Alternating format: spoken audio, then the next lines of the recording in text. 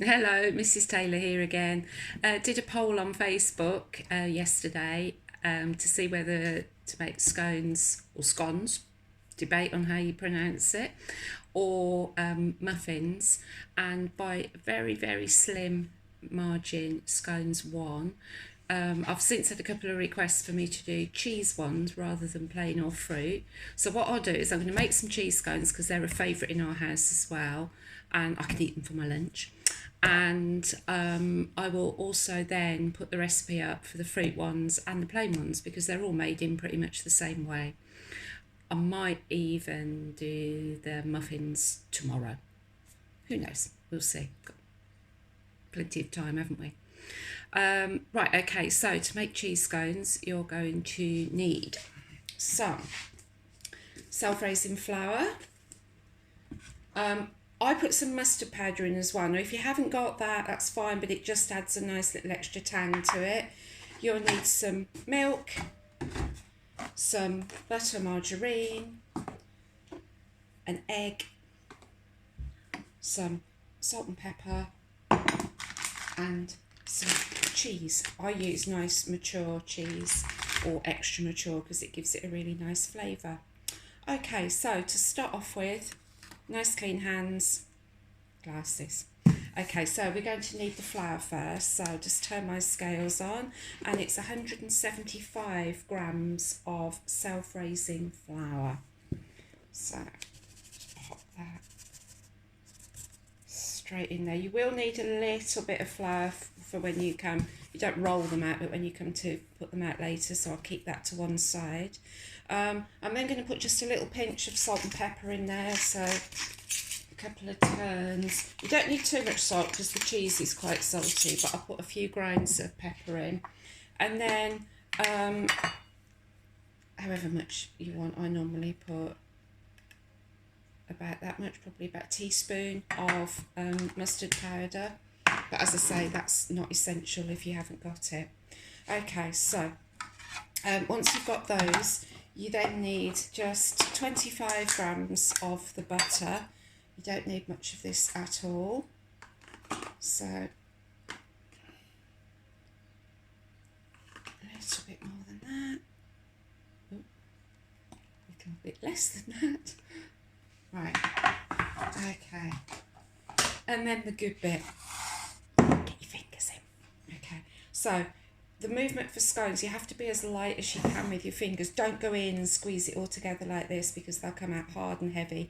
So what you need to do is just get your fingers in and lift them up like this. Let plenty of air into the mixture. I always break up the butter a little bit to begin with into little pieces like that. That one as well.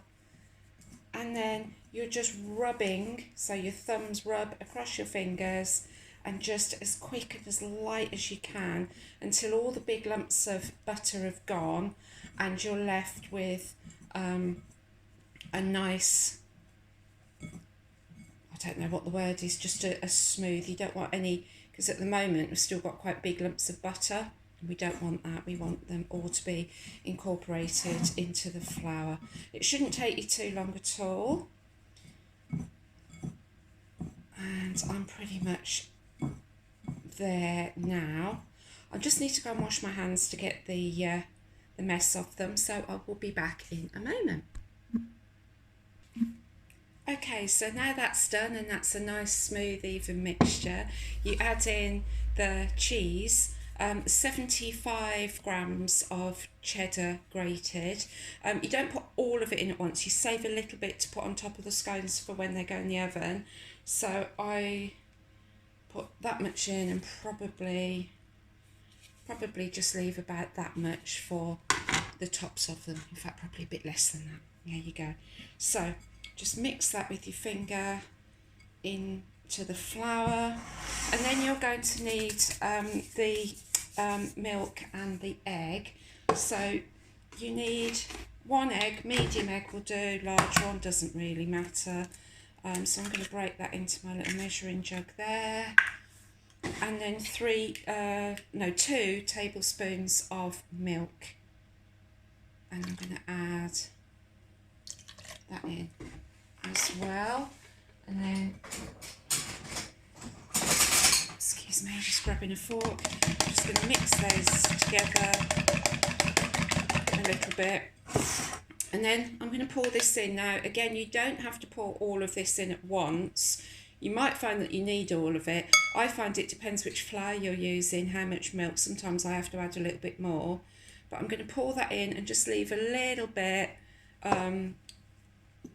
for putting on the tops. And I'm just using my fork and I'm very lightly just mixing that in. I can tell already that I'm going to need some more, so I'm just going to pour the rest of that in.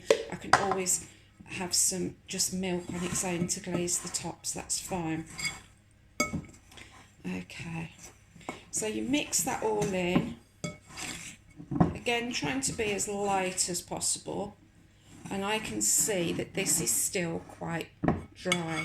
In the bottom of my bowl I've still got quite a lot of flour, so I am going to just by hand, I'm going to add a tiny little bit of milk at a time and then mix that in until you've got a nice soft dough. So I'm getting there now, so I've now got my hand into the bowl. I'm going to bring it round gently, get all the little bits out of the bowl, put the bowl up there, and now you've got, I don't know if you can see that, it's a nice soft dough. Okay, need to go and wash my hands again now, so back in a moment. Okay, so clean hands again. I'm now just going to take a little bit of flour, not too much, you don't want to dry the mixture out, and I'm just going to put, I don't know if you can see that properly, I'm just going to put the dough, move it over here a bit, on the work surface, and I never roll my scone dough. I just press it out nice and gently. Might need to flour your fingers a bit. This dough, if it's a little bit sticky, don't worry too much about it. It's the softer the dough, the lighter your scones are going to be. It doesn't have to be perfect. And now what you can do, you can either cut them into triangles and have them that way, so cutting across into triangles, or of course you could use a scone cutter like that, a pastry cutter. Either way, it doesn't matter. I quite like to cut mine into triangles, so I just go across once. They will puff up, they will get a lot bigger in the oven, and you can make 8 scones out of this mixture. Obviously if you make really little ones with the rings, then you'll probably make more, but when you're doing the triangles, you make 8, roughly this sort of size. So I'm going to put those onto my tray, leaving a little bit of room for them to spread. They tend to puff up rather than out, but it doesn't hurt them to have some room. Clear that a bit there. And then what I'm going to need is to, because I used all of my egg and milk mixture, I'm just going to put a little bit of milk in there. I'm just going to go and get my pastry brush because I've forgotten to get that. So, pastry brush, and a little bit of milk, or milk and egg, whatever you've got left, just on the tops of the scones. Try not to let it dribble down the side because that tends to stop them puffing up as much. But if it does a little bit, it won't be too bad. Now the good thing about scones is they cook really, really quickly. So these only take about 10 to 15 minutes in the oven. And that's the same with the fruit and the plain ones as well, which I say I'll put the recipe on for those in a little while. Then once you put the milk on top of them, just a little bit of cheese on the top of each one, just to give it a really nice cheesy topping. That will melt and go all nice in the oven. And then when you do that, they go into quite a hot oven, 220 degrees on a normal oven. My fan oven, I tend to put them on about 180, 200 degrees, and they cook, like I say, in about 10 to 15 minutes. So they're all ready for the oven. I'll go and pop those in, and I'll be back in 10 to 15 minutes. Right, back again. These have just come out of the oven. They took 12 minutes.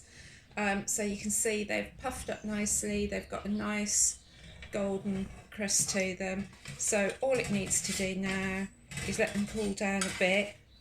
They won't cool down completely before they get munched, I can assure you. But they are very hot at the moment. So there you go. That's how you make cheese scones. You make the fruit and the plain ones in very much the same way, nice and light on the mixing the butter into the mixture, and I'll pop the recipes for those onto the school Facebook page as well. Oh, there's the beeper. Switch that off. I will probably make muffins tomorrow and put that recipe on just to keep everybody happy. And if there's any other recipes you'd like me to show you how to do, just let me know via the school Facebook page. Okay, happy baking. Bye.